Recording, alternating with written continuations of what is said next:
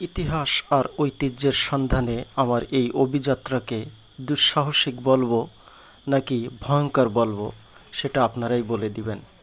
এই ঘুটঘুটে অন্ধকারে এক্কেবারে অজপাড়া গায়ে আমি অবস্থান করছি বাংলার কৃষক নেতা তেভাগা আন্দোলনের নেত্রী ইলা মিত্রের পৈতৃক বাড়িতে। এটা ওনার ভিতরের সাইড না? আসসালামু আলাইকুম।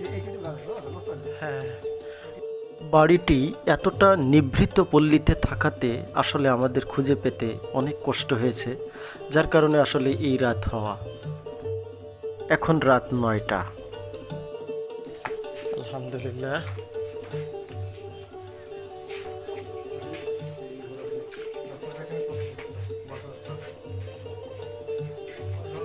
উপরে যাওয়া যাবে?